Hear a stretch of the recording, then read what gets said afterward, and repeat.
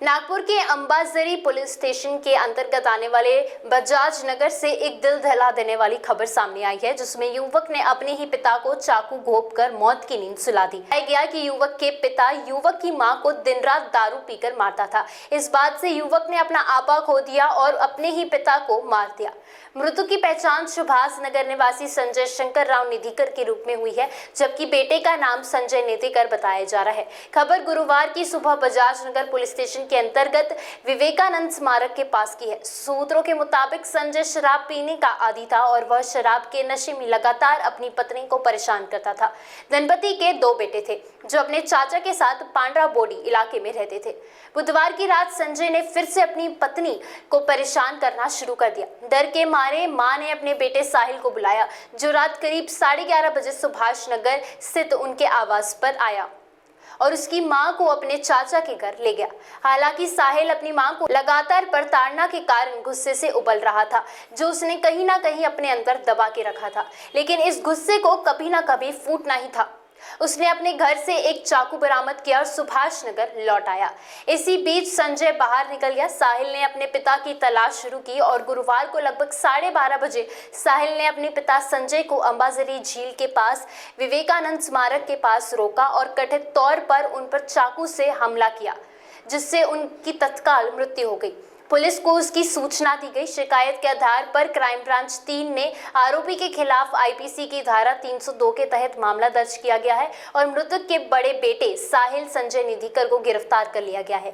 हमारी unit team के अमलदार area में पेट्रोलिंग कर रहे थे। रात तकरीबन 12:30 बजे सुभाष नगर टी पॉइंट से गुजरते हुए उन्हें वहाँ पे एक जख्मी हालत में पड़ा हुआ इंसान मिला। तो तब हमारी टीम ने तुरंत वायरलेस से जानकारी दी। उस समय बजाजनगर पुलिस स्टेशन की भी वहाँ पर एक पेट्रोलिंग वैन आई और उनके साथ मिलकर उन्होंने तुरंत जख्मी को इलाज के लिए अस्पताल में लेकर गए। फिर वहाँ पर डॉक्टर ने उनको चेक करके ब्रॉड डेड घोषित किया। वहीं पर उन्होंने जब और जानकारी हासिल की तब उसका नाम संजय निधिकर रहना सुभाष नगर झोपड़पट्टी ऐसा मालूम हुआ।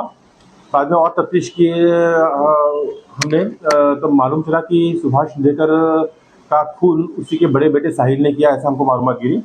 तुरंत हमने हरकत में आके हमारे गोपनीय और सूत्रों द्वारा साहिल का पता लगाते हुए साहिल को हिरासत में ले लिया है और पूरी तफ्तीश के लिए उसको पुलिस बजाजनगर के हम हवाले कर रहे हैं। इसमें जो मृतक संजय निधिकर है वो कोई भी काम करता नहीं था और वो दारू पीने का आदी था और दारू पीने के बाद वो अपने पत्नी को हमेशा मारपीट करता था। इसका एक गुस्सा उसका बेटा साहिल के मन में था कि उसके पिताजी बेमतलब उसे माँ को मारते हैं और हमेशा इस कारण से साहिल का उसके पिता संजय का झगड़ा होता था और यही कारण रात को हुआ। रात को संजय फिर से दारू पी कर आया, उसने अपने पत्नी को मारपीट की। इसकी जानकारी साहिल को मिली। साहिल तुरंत घर में आया, उसने अपने माँ को अपने नानी के यहाँ पांड्रा बोडी में छोड़ दिया और वापस अपने पिताजी को मारने के उद्देश्य से चाकू लेकर आया। उसके पिताजी उसको सुभाष नगर टी पॉइंट में मिले और वहीं पर उसने उनको चाकू से घाव करके मार दिया। इस हत्या केस में सुबह साहिल अकेला ही है। साहिल पहले कैफे लाउंज में काम करता था कि कैफे लाउंज बंद गिरने के बाद वो शंकरनगर स्क्वायर पर वो पोहे की हाथगढ़ी कराता था। आज क्राइम ब्रांच 3 कर रही है। महाराष्ट्र टीवी 24 के लिए वीडियो जर्नलिस्ट अविनाश तोथरे। मोती ज्ञान को बढ़ाने वाला व धन प्रदान करने वाला रत्न है। व्यक्ति के व्यवहार को शांत करता है और निर्बलता को दूर कर चेहरे पर कांति लाता है। ये और ऐसे अन्य शुद्ध एवं सर्टिफाइड रत्नों के लिए आइए सिर्फ लोंधी ज्वेलर्स। 25 साल का शुद्धता का भरोसा। लोंधी ज्वेलर्स, सीताबड़ी और गोकुलपेट बाजार रोड, नागपुर।